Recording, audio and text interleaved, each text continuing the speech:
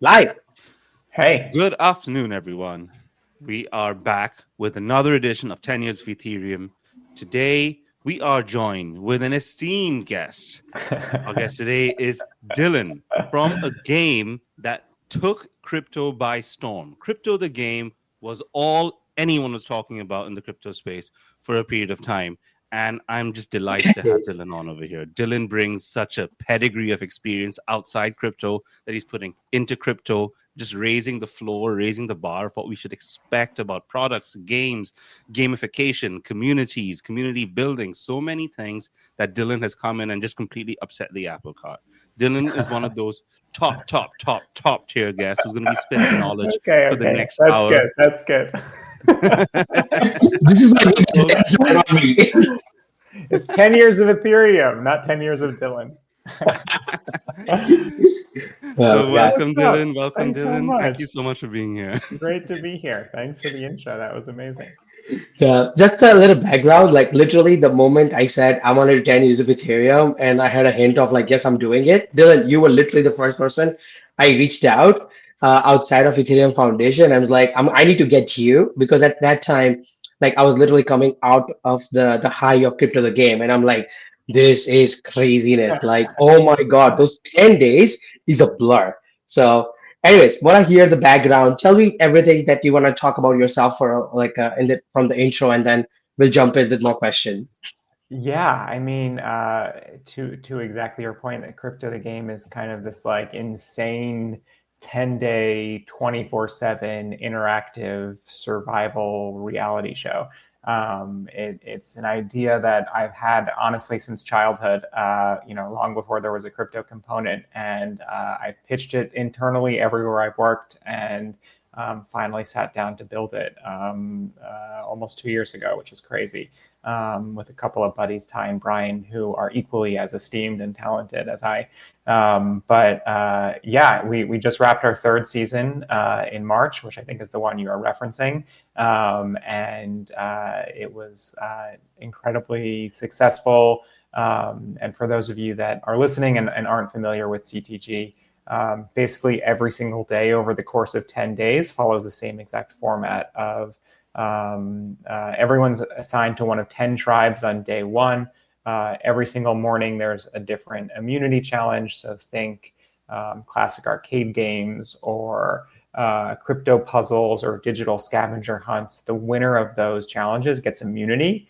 Everyone else votes each other out from within their tribe, and the last person standing wins the pot. And Ted Lasso, who I think you both are familiar with, ended up winning season 3 by one single vote. It was incredibly, So close. Last incredibly week's close. week. It was wild. And yeah, she won 71.6 ETH, which is close to a couple $100,000. That is super cool. So, like, I want to go a little bit back in the past and say that, like, what was your introduction to crypto? Like, I want to start with that a little bit, and even if you want to go a little bit before that as well, I want to hear that story. Sure. When you heard the crypto or Ethereum as a news, like, hey, this is a technology like this. Like, what was your initial impression, and how do you digested that?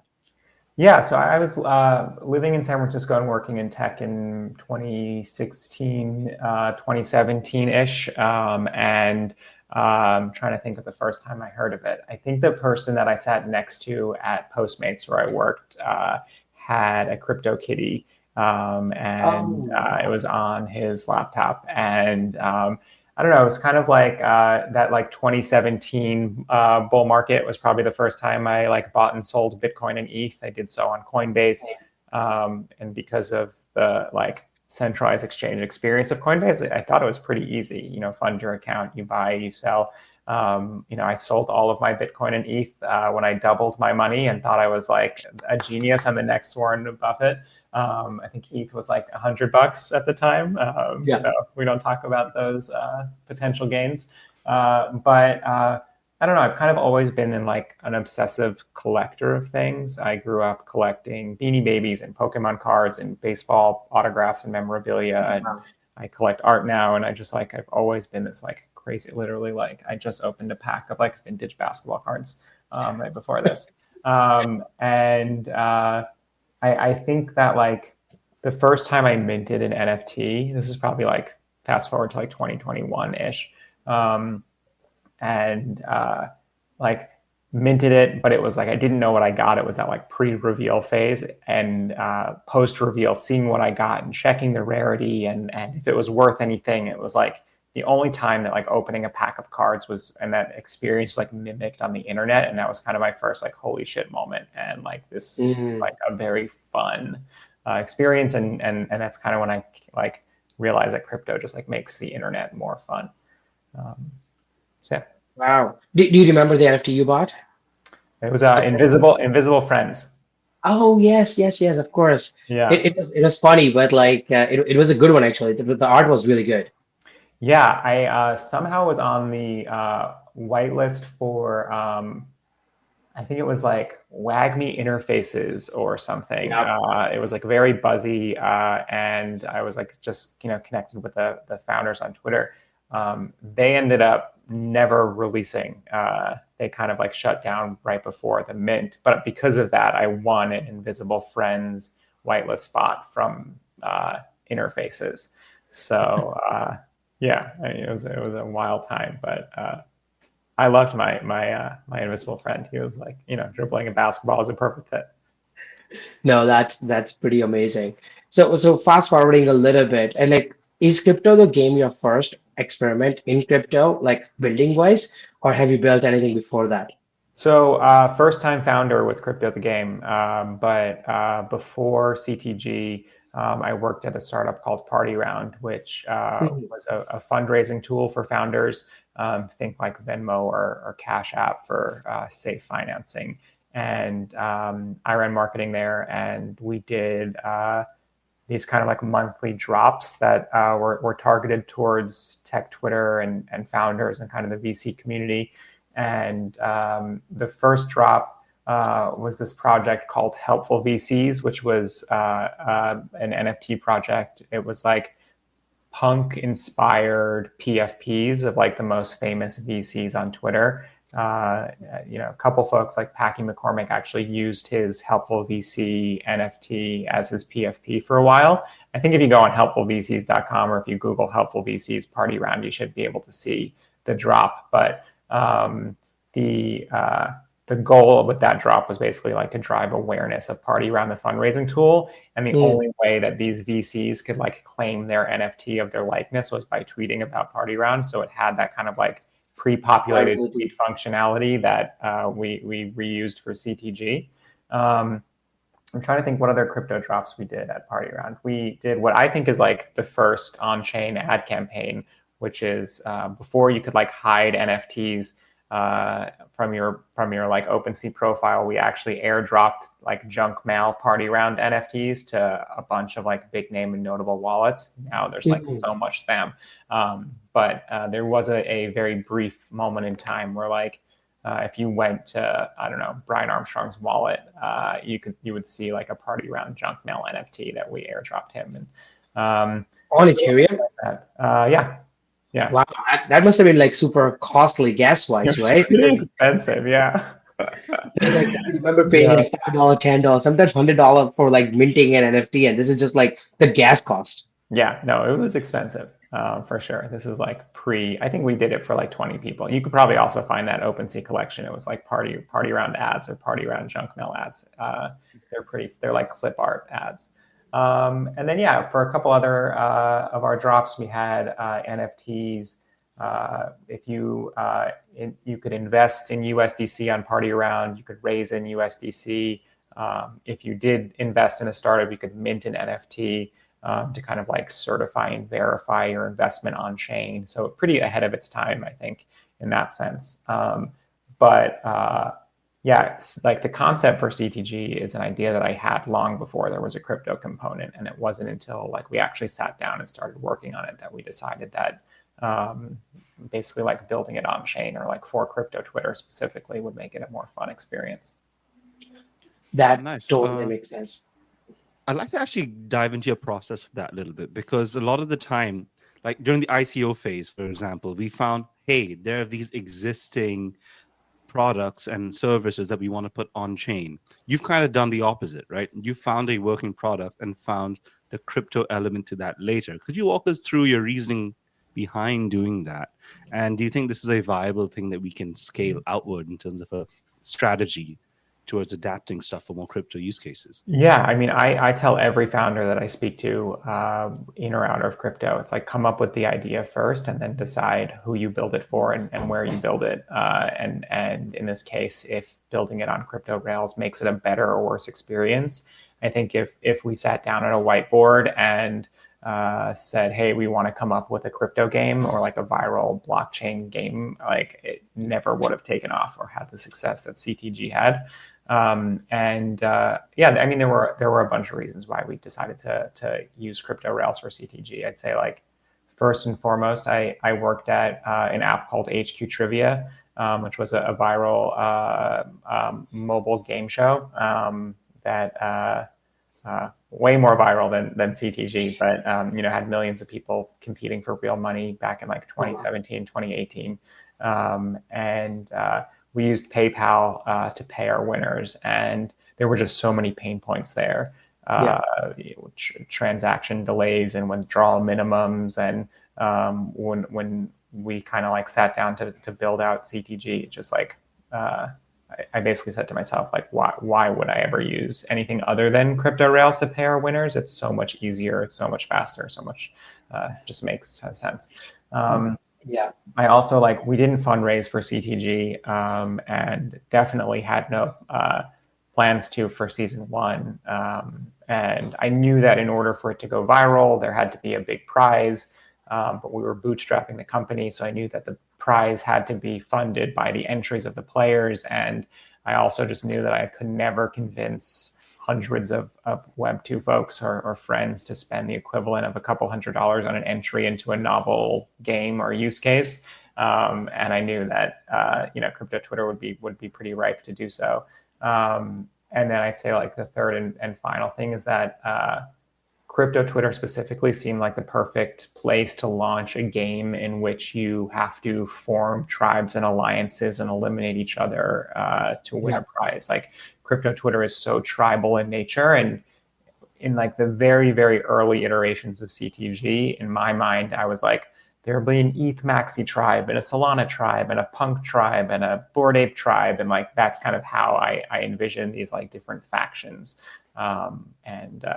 Every season so far has had like a pretty wholesome ending, which I was never expecting, but I kind of thought that the tribal nature of crypto Twitter was like a good audience for this type of experience. That's amazing. So on your first season, how did you get the funds, by the way? Like for the prize pool, did you put in your own money? Did you sell the tickets? What was the so what was the ticket, right? What was the prize pool? All three seasons so far have the pot has been fully funded by the entries. So season one was built on mainnet, which again just like shows you how green I was to the space. But folks basically sent 0.1 ETH to our multisig that guaranteed their slot in the game, and then at the end of the season, we sent the funds from our multisig to the winner. Yeah, it works. And we had, I kind of just tweeted it out. I didn't necessarily think that it would take off like it did. But 410 people played season one. So the season one winner won 41 ETH. And there were a ton of like product decisions that went into like making it go viral. Basically, you could tweet that you were playing. If you referred people, you got immunity. So there were a ton of like growth hacks and viral loops that we built into it to help get the word out once we launched. But for season two, we decided to leverage NFTs for the entries, and we built season two on Base, and players essentially minted an NFT that represented a spot in the game. When you got voted off, those NFTs switched from player NFTs to jury NFTs because everyone that was previously eliminated comes back on for the finale to cast their votes for the winner. It also introduced this like uniquely on-chain experience, basically of being able to transfer your NFT to someone if you're going to be away or need them to cast your vote, or if you're terrible at today's challenge and you trust your tribe mate, I can send you my NFT, you can register a score and then send it back to me at the end of the day. And then it also basically created this like deal or no deal mechanic where you could essentially like sell your NFT as you got closer to the finale and the $150,000 prize basically. And in season 3, kind of same thing. The goal was to get increasingly more on chain each season. So we actually had we built season 3 on Unichain. I think it was one of the first projects to launch on Unichain, and similar NFT mechanics for entry, but we actually made the NFTs soul bound after you were eliminated. So your jury NFT was soul bound to you, which was a nice twist. So you couldn't basically like buy up jury votes by accumulating jury NFTs heading into the finale. I think that was really good. I played the third season. I was the blue tribe, the tribe that basically didn't vote and continued for like 3 days. It was I can't believe every season a tribe tries to abstain, and no one's ever done it. So that was pretty cool to see. I mean, it backfires because I think it backfired because I think post merge and it became an individual game. Like I think you all got out, but yeah, there were 2 people that surprisingly stuck it. But anyways, like that was a fun game. This is how amazing Marv the game was. Like you still remember those people who became like long-term friends and everything around that, right? yeah. So regarding this game, like you created this game, and I want to know from the like for the new builders coming into the space, why did you pick Ethereum first, and then thought process for Base and thought process for Unichain? What was your thought process for all three, one by one by one? And I want to know if new person is coming, what they should pick, and if your answer is Solana or something else, I want to hear them, and then just try to have a very honest conversation here. Yeah, I would say I honestly didn't know Solana when we started building this thing. Like I was like ETH aligned in my Twitter feed and like ETH aligned in my experience. I knew of Bitcoin and ETH from those early days of buying and selling crypto on Coinbase, and I knew of ETH from minting NFTs 4 years later. And so 3-4 years after that, when we sat down and decided to build it.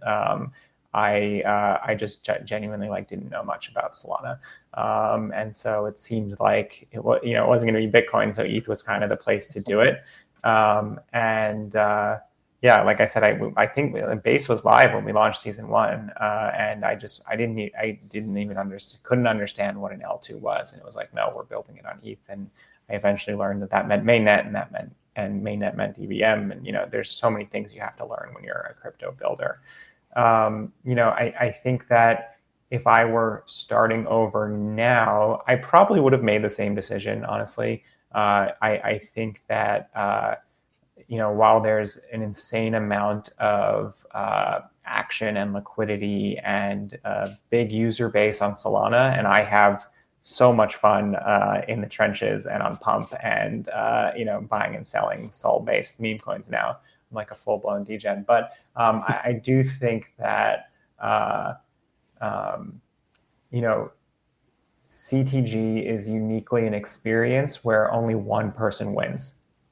700 plus people don't win any money. And I think that Solana in particular is like, at least right now, very like speculation driven, very like a lot of the projects that launch on there kind of have the value prop of like you can make a lot of money and you can make a lot of money quickly, and that kind of just like goes against what CTG is as an experience. If I were building a token launcher or a new DEX or a new I don't. The honest answer is I don't know.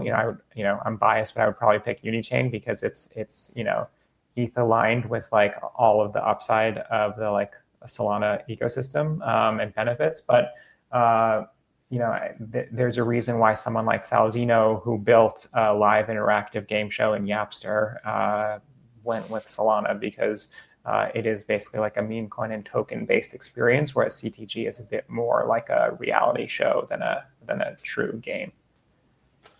Gotcha. No, that completely makes sense.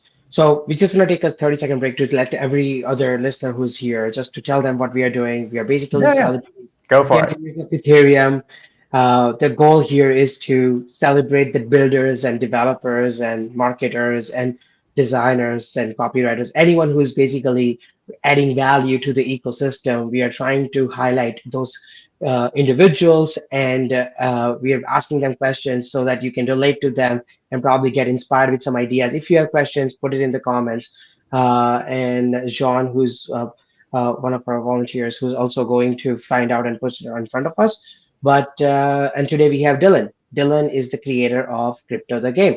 So Dylan, one more question regarding the game. Like when you started, was it your full time, or did you have it like part time working on something and this was part time? Or was it head first? And how do you control your emotions while building something like this? Because many people struggle with that.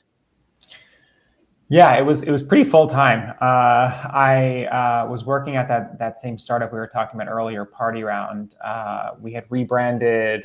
We got acqui-hired by a neobank, and I was with Ty and Brian, who were both engineers at Party Round and Capital. I am very non-technical, and basically told them I had this idea. It's been on my mind my entire life, and I think now is like a pretty good time to try to do it. And asked if they would be down to kind of like also quit their jobs and do it for like a rev share equity split. I have no idea how or why they said yes. Maybe I'm convincing, or I think they just love Survivor as well. But yeah, they are incredibly talented and fast builders and designers, and I think we all agreed to like let's basically give this 2 months. We agreed to start in November, and we launched season 1 in January, which is insane that it was built in 2 months. And season 1 wasn't as polished as it became in season 3, but we basically said we'll give it 2 months and we'll see after season 1 if this is a company, if this is a drop, if this is a side project, if this is a venture-backed idea. We didn't know, so we kind of just like went all in on it.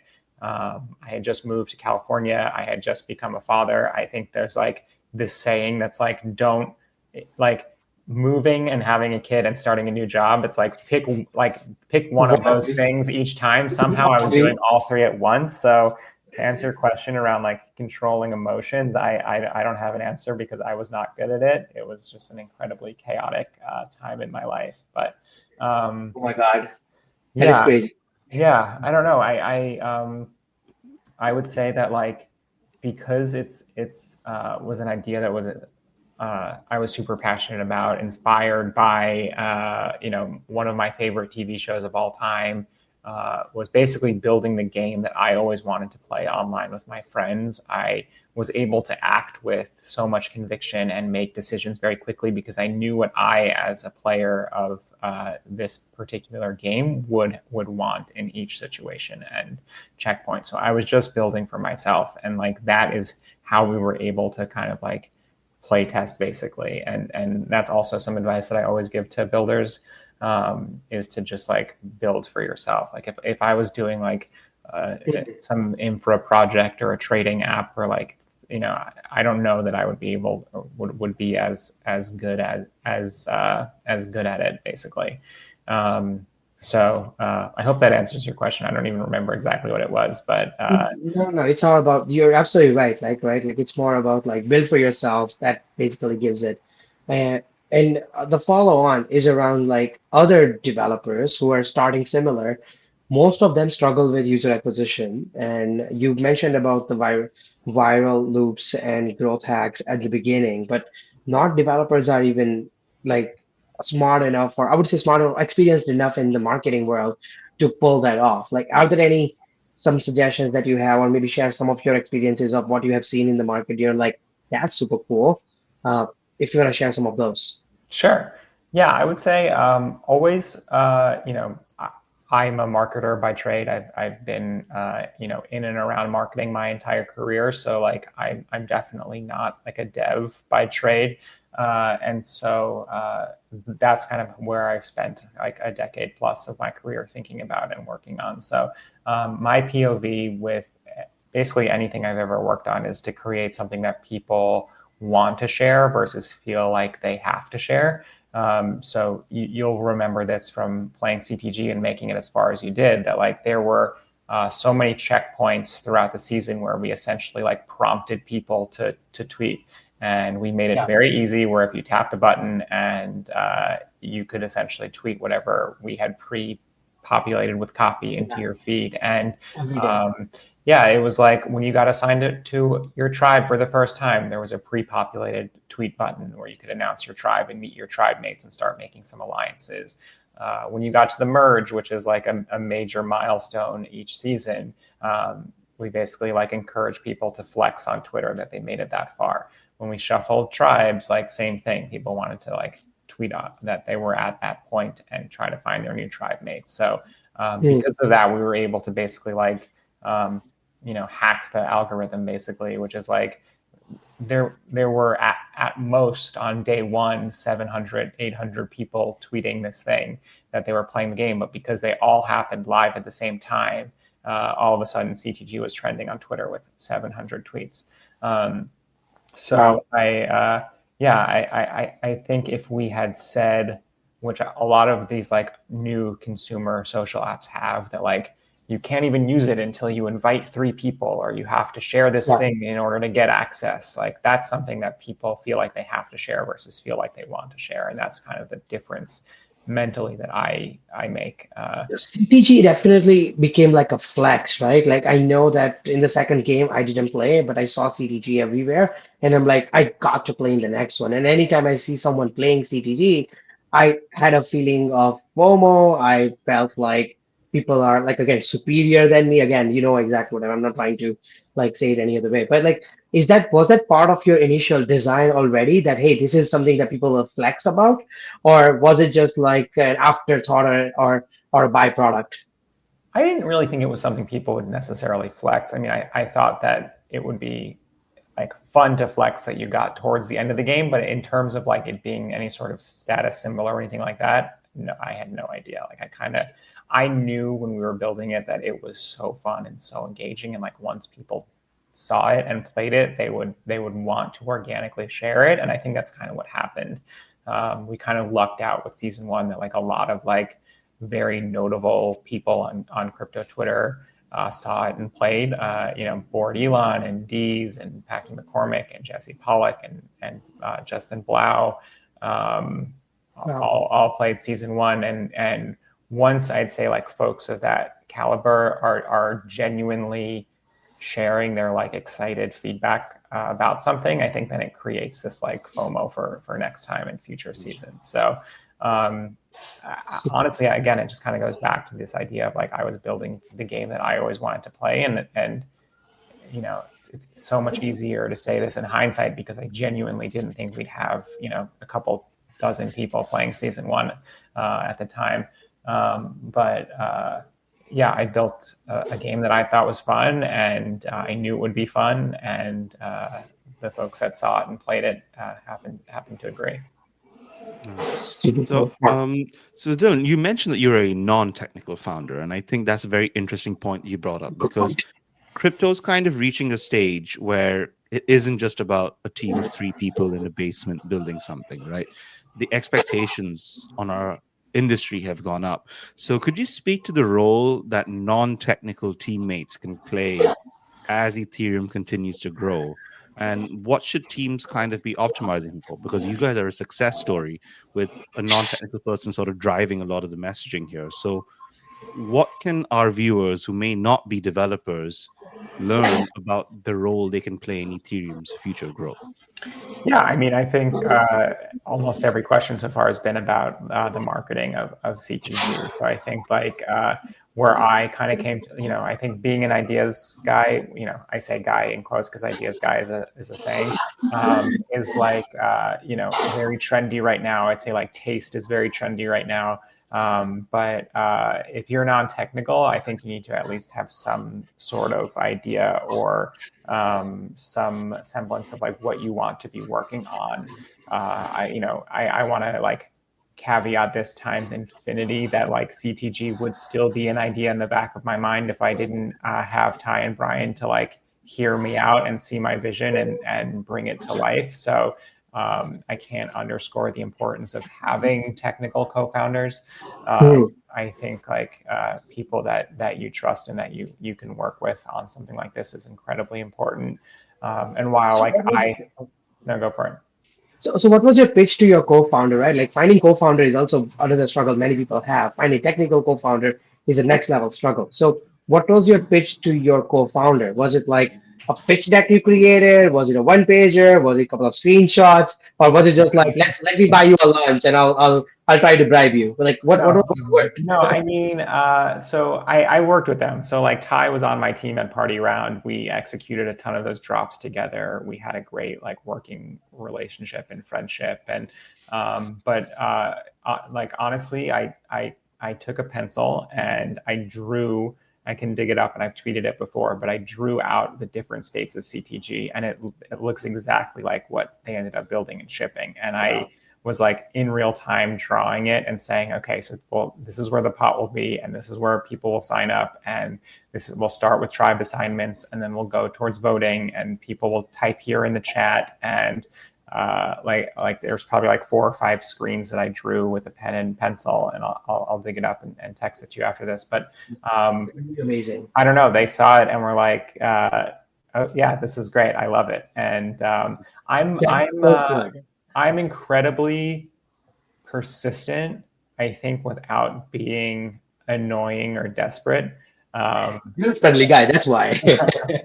No, I don't know. So, whenever, every now and then in between the initial conversation and when we started to work on it, if there was an article about Survivor and how it was doing well, and I'd send it to them. If a new season was dropping, I'd ask if they're watching. I would, say things like that. And luckily and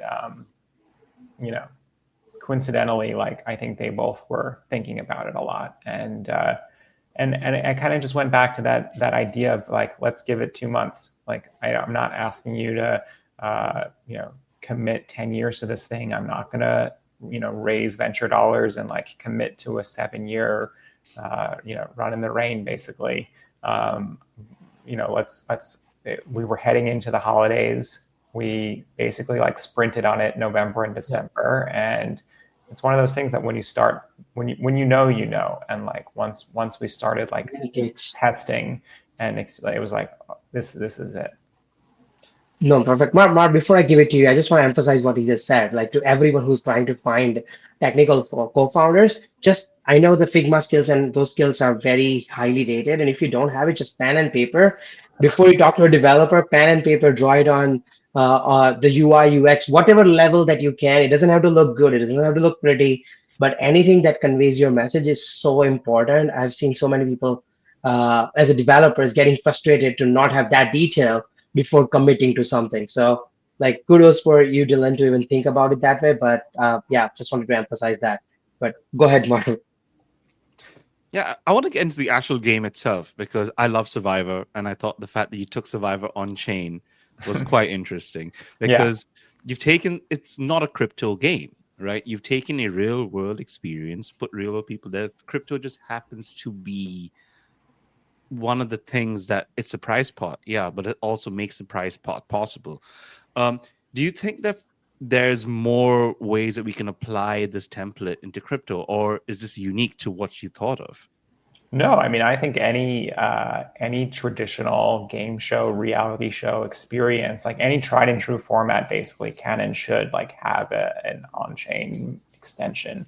I think the same way that we took a Survivor format and built it for crypto Twitter, like the same can and should be said for a Shark Tank format or an Amazing Race format or a talent competition or a dating show. Or, I think, this thing was, yes, very inspired by Survivor, but it was like equally as inspired by things like Squid Game and Hunger Games and The Traders and, this idea of many people joining and eliminating each other until the last person standing wins was not unique to Survivor and has been around forever. So it's like, I think it's really just a matter of like finding the format that like speaks to you the most if you are a game developer or game show creator.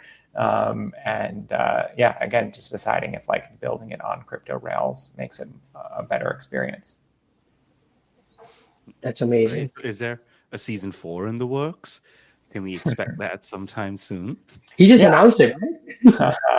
No, I think it's one of those things. So I mentioned HQ Trivia, where I worked for a while, and HQ was incredible, and everyone that played it knows it and loves it. And but it was the same thing at the same exact time every single day, and I think because of that, a lot of people churned. And so we're trying to make CTG as much like a TV show as possible, and embrace seasons. So it's been almost 2 years now, and we've done 3 seasons, and I kind of feel good about that cadence. It's such a time-intensive experience, both for the players, but also for the three of us, that it's like we need some time between seasons. So I have been thinking a bit about, like, if we were to run it back for season 4, what that twist would be. I like this idea of like a humans versus bots twist. Ooh. Which everyone seems Intelligence and agents. yeah. You don't necessarily know if the people on your tribe are real or not. But all this is to say is we have not begun season 4. I feel like we all needed a little bit of a break after season 3. I'm sure the players felt that too. But just like any great TV show that you know and love, like, right when you forget about it, or like just when you remember it, it's like, oh, it's back with a new season. And that's kind of the experience I'm trying to replicate. Yeah. That's amazing. So I have a question regarding the Uniswap acquisition, right? And the sustainability of this kind of games. Like when you created this game and you mentioned that you promised to rev share to your developer co-founders and everything around it, but all the money raised is basically becomes a bot and goes away. And so it's hard to sustain this kind of games. And that could be one of the reasons why Uniswap became a good sponsor slash partner slash like acquirer, whatever you want to say and phrase it. But like, how do you think, what is the long-term viability of a game like this? And how are you thinking about it? And how other people should think about whatever the media content that they're creating, because you also define your game as a media company. Should they also think about the sustainability aspect of it? Yeah, so for season 1, we took 10% of the pot, so we made 4.1 ETH for the three of us, which That's for, good. for the amount of time, energy, effort, and virality, it was great. We were thrilled. For season 2, we actually had 3 revenue streams because we knew season 1 was a hit. We knew it was. Basically it would do well again because everyone that played or didn't see or didn't play season 1 wanted to play season 2, but we also knew we had to pay ourselves. So we took 10% of the pot again during season 2. That was one revenue stream. We created NFTs for the entries, like I mentioned, and we built our own NFT marketplace on the site that enforced royalties. So we had the royalties from the secondary sales. That was our second revenue stream. And then the third one was ad revenue. So we had 6 sponsors during season 2 of CTG that each sponsored a challenge. We had Uniswap, which kind of like led to our relationship with them. We had Adidas, which was insane and huge and a whole nother story. We had Wormhole and Lens and Safe and POOP, and that was all just like straight high margin, full margin ad revenue that we split between the three of us. That's solid. It's either he didn't have any sponsors. Correct me if I'm wrong. Well, we did a few partnerships. We had we partnered with OpenSea as the exclusive marketplace for the NFTs. We partnered with Farcaster and did a custom immunity challenge for Farcaster for season 3. We partnered with Boys Club to create like an official companion podcast. So because we did get acquired and we have a salary, it wasn't as important to try to like sell sponsorships. So we aimed for and tried to get basically partners and partnerships that like enhance the experience for the players versus just like slapping logos on challenges, basically. And do you think that's the model that's going to continue? Yeah, I think what excited us about joining Uniswap was not only their like the incredible brand and team that's like created such great products, but we had a couple options, and one was almost like exclusively focused on CTG, where we had to churn out, season after season, and we would basically only be working on CTG. One option was more of like an acqui-hire situation where we would just serve as this like in-house on-chain creative studio, doing anything and everything but CTG. And the opportunity at Uniswap was really the best of both worlds, in the sense that they saw, loved, and supported CTG and encouraged us to build season 3 and do it all in house. But then we also get to kind of like flex our muscle and scratch our creative itch by working on all of like the brand marketing activations at Uniswap as well. So yeah, hope that answers your question. Well, like, if anything, if it's a consolation prize or anything, but like that's how I came to know about. Oh, Chain is live and functional, Exactly. and the Amazing. whole Unichain Explorer because of the game. And I'm like, I did not know because you Oh, hit the great. time and everything there. So it worked. Yeah. No, I think it was a great marketing moment for Unichain for sure. Amazing. And Marv, if you have anything, please jump in. Otherwise, yeah, I'll roll to the next one. I think you're on mute, Oh, Mark. yeah. Oh, sorry. Hey, I Hey. just found it was an absolute lesson for all of us marketers just to see how you harness this attention. And I think you also chose exactly the right space, the right messaging. Like you optimize for the attention, the way attention is fostered in crypto, you optimize for that. And I found that that was just a display of a fantastic depth of insight into how this market works. So if you have any tips for folks to kind of capitalize on this virality, like how can someone sort of replicate this sort of attention sphere that you created if they're going to launch their own sort of product? Nothing proprietary unless it is, of course. No. I don't even think there was any secret sauce. Like I think we just genuinely built the game that I always wanted to play as a kid, and I knew it was fun. And obviously there were those kind of like growth hacks and viral loops built into it. But the kind of like seasonality aspect of it was also like very, in addition to not wanting people to burn out, I also am just like very acutely aware of the attention span of crypto Twitter in particular. And I knew that, if we kind of like ran back season 2 right after season 1, like people would get over it and kind of move on to the next thing. So we do consciously and intentionally like space out our seasons. But you could win real money, and like that is a huge like carrot that I think like crypto Twitter in particular is like interested in.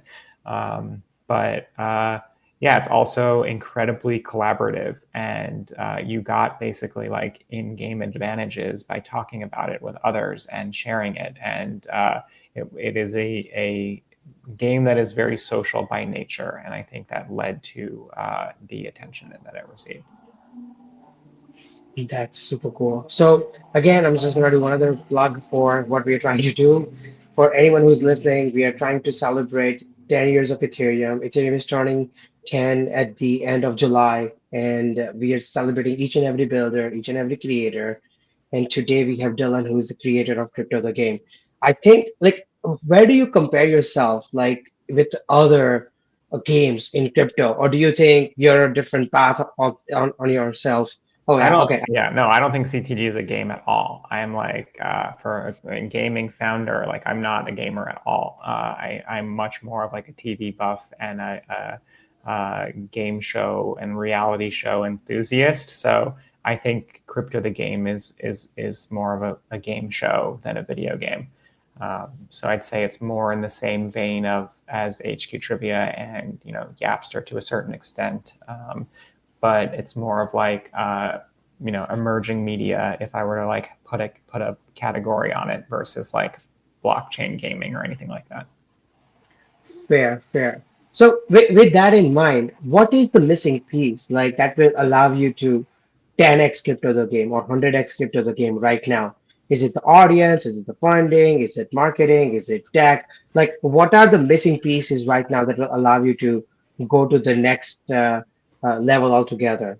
Yeah, I don't. It's interesting because I don't know that I necessarily want to 10x the number of players each season. I think it would be a terrible experience for everyone if all of a sudden you had 700 people on your tribe from day one and you were trying to figure out who you were randomly eliminating each night out of hundreds or thousands of people. So, we did cap entries for season two, and I don't necessarily know that I want to 10x the audience. Having said that, I think we can make it a much more compelling spectator experience for those that are not playing. There is something we still haven't quite cracked, which is the fact that on a show like Survivor, if you're watching, you can also impact the results. But for CTG, because it is 100% live, technically you could log out and watch what's happening or see who's being eliminated, and that could then you could log back in and it could influence your decision. So I don't quite know the answer to making it a more compelling spectator experience while simultaneously not impacting the results, basically. But we did this companion podcast with Boys Club. They went live on Twitter after every voting period, or sometimes during the voting periods, and that got upwards of 10,000 viewers per episode, and it's pretty crazy to see. So I think just like any good reality show, CTG is full of drama and villain arcs and backstabbings and insane stories that are human stories and real stories and hurt feelings. And my goal is to just make that as much of a spectacle as possible. Do you feel, and again, I'm just now I'm in the brainstorming mode for some reason, but do you see making it probably 70 or 80 players, but instead of, because I played it and I had full-time job and it was chaotic to say the least.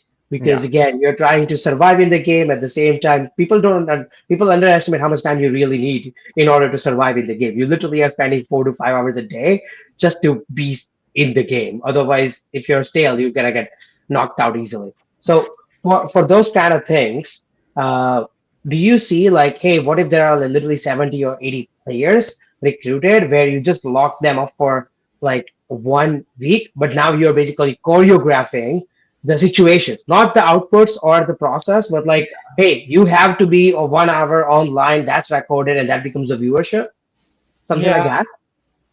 Yeah, you basically cast 30 people and send them to an island. No, I'm joking. Island. I don't know. I think I never wanted to do any sort of rules or requirements about how to play this thing, because I think Survivor is a show that I've always wanted to go on. I apply every season, never got a call back, and I hate that. It's a game, it's a game and a format that anyone should be able to play if they want. And I hate that there's a casting director somewhere that's basically handpicking who gets to experience it. So one of the main reasons behind CTG was just creating a version of Survivor that anyone could play online with their friends. And our season 1 winner was a guy by the name of MFL on Twitter. He lives in rural Japan, doesn't speak a word of English. Someone like that never could have been cast on a show like Survivor. Not only did he play CTG, but he won CTG. And this idea of basically democratizing reality show formats for everyone is something that really excites me. So I don't necessarily want to put too many restrictions and rules around who can and should play. Having said all of that, I never in a million years thought that it would balloon into this 24/7 reality show. I genuinely thought people would log in the morning, register a score on the challenge. Maybe they had an alliance with a friend or someone that they recognized from Twitter or worked with, and then they just logged back in that night to cast their vote. But I don't know. Crypto Twitter in particular. What happened instead? 12 o'clock, the challenges are launched, and then the teams get together in Telegram, and some 5 or 6 people take lead, and they just play the game. That is self-inflicted. 5 hours, and then after 5 hours, you get half an hour break because everyone's need to do their shit, and after that, they get together again online. to figure out who to cast out if they didn't win, right? So it's all kind of craziness.